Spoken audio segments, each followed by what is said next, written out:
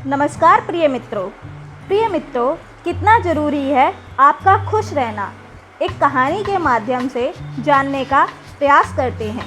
तो आइए कहानी की शुरुआत करते हैं। और जो भी इस चैनल पर नए हैं, कृपया चैनल को सब्सक्राइब कर लें, वीडियो को लाइक कर लें। तो आइए कहानी की शुरुआत करते हैं। सोहन भैया और भाभी के बारे में अजीब सी खबर मिली कि दोनों अलग हो रहे हैं। मन खिन्न सा हो गया।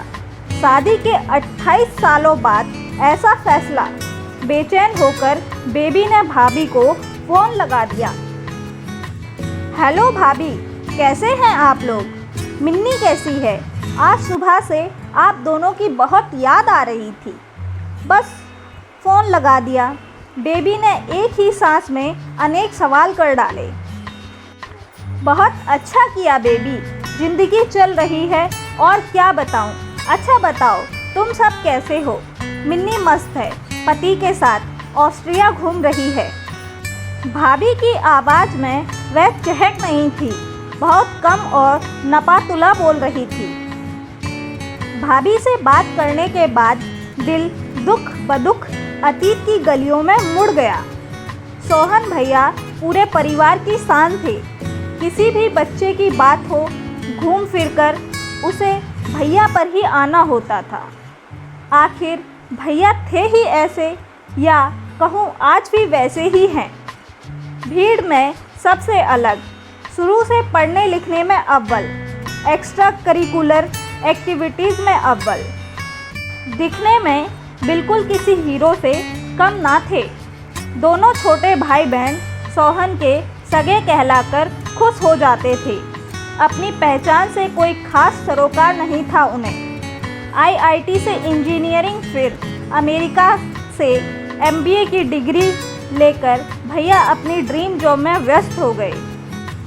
उनके लिए एक एक कर रिश्ते आने लगे।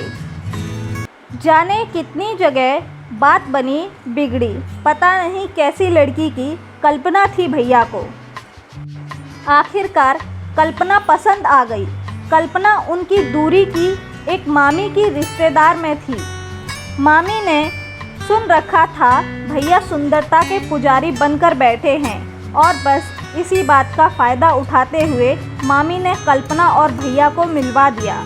गांव की भोली भाली गोरी और मासूम सुंदरता पर भैया लुट गए और ऐलान कर दिया कि अब शादी करेंगे तो इसी से, वरना नहीं करेंगे। हालांकि माँ अपनी दूरदर्शिता से पहले ही सब कुछ भाप चुकी थी कि सौंदर्य का यह पर्दा क्षणिक सुख देने वाला है। मानसिक और बौद्धिक स्तर पर सोहन और कल्पना नदी के दो किनारे थे। माँ ने दबी जबान में इस रिश्ते का विरोध भी किया, पर भैया की जिद के आगे उनकी एक ना चली। नियति को यही मंजूर था। आखिरकार उनकी शादी हो गई और कल्पना बड़ी भाभी के रूप में परिवार में शामिल हो गई। धीरे धीरे भैया भाभी के वैचारिक मतभेद उजागर होने लगे। हालांकि इस बात का रोना भाई साहब ही ज़्यादा रोते थे। भाभी वास्तविक रूप से गृहस्थी पार लगा रही थी। उनके पास समय कहाँ था इन सब बातों के लिए। बहरहाल जिंदगी की गाड़ी धीमी गति से चल रही थी।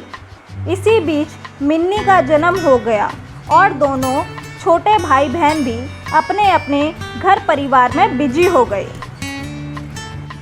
सोहन भैया नौकरी में निरंतर उच्च पायदान चढ़ते चढ़ते पिछले 2 साल से लंदन शिफ्ट हो गए। भाभी से उनकी दूरी हमेशा से थी। भाभी से बस अपने काम भर का मतलब रखते। गिन्नी की शादी के बाद उनके जीवन का यह एकमात्र सेतु भी टूट गया। माँ सच ही कहा करती थी, तुम्हारा भाई सबसे अलग है। आज इस खबर ने इस बात की एक बार फिर से पुष्टि कर दी।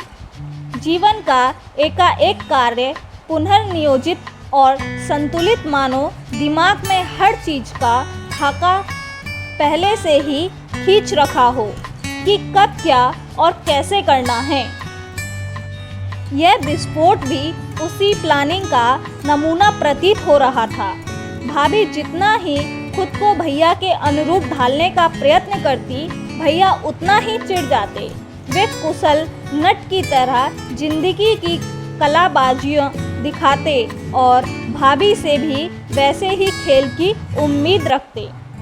मनचाहा परिणाम नहीं मिलने पर भाभी को तिरस्कार और अपमानित करते, भाभी को डांटते। समय वे ना जगह देखते ना समय।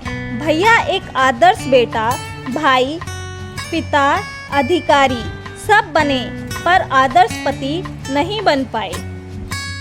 एक स्त्री होने के नाते बेबी भाभी की मनोस्थिति समझ पा रही थी। अस्तित्वहीन जिंदगी जीने से अच्छा है अपनी पहचान कायम कर अपने बलबूते पर जिया जाए। पति की अपेक्षा झेलते झेलते कल्पना थक चुकी थी। सहन शक्ति भी एक सीमा तक ही होती है। इस बीच जिंदगी ने उन्हें अनेक शैक्षणिक और व्यवहारिक सबक सिखाए।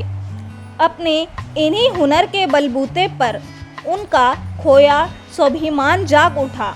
पति के दिए झटके से विचलित नहीं हुई, बल्कि इस खोखले दाम्पत्य से अलग होने का निर्णय ले लिया, वह भी बिल्कुल शांतिपूर्ण और संयमित तरीके से। आखिरकार वह दिन आ ही गया जब बेबी कल्पना भाभी को रिसीव करने एयरपोर्ट पर थी। सीधी चाल से चली आ रही भाभी की स्मार्टनेस और मैच्योरिटी साफ झलक रही थी। उन्हें अब किसी सहारे की ज़रूरत नहीं थी। उन्होंने तय कर लिया था कि अब खुद की खुशी के लिए जीना है। भाभी ने पास आकर उसे गले से लगा लिया। उनके चेहरे पर कहीं कोई थिकन या पछतावे का भाव नहीं था। अब तक उन्होंने रिश्ता निभाने की पुरजोर कोशिश की, पर अब इस एकतरफा पहल पर लगाम लगाने का समय आ गया है। सोहन लंदन में ही रह गए, रिटायरमेंट के बाद वापस आएंगे। इतने दिनों में शायद होश ठिकाने आ जाए। कल्पना ससुराल के पैतृक निवास में ही रह रही है। एक बार फिर से सुना बंद पड़ा घर आबाद हो गया है। यहाँ आजकल सुबह शाम पेंटिंग और ड्राइंग की क्लासेस चलती हैं और कल्पना अपने हुनर का एक नया आयाम दे रही है। उनकी कलात्मक हर तरफ सहराती जाती है।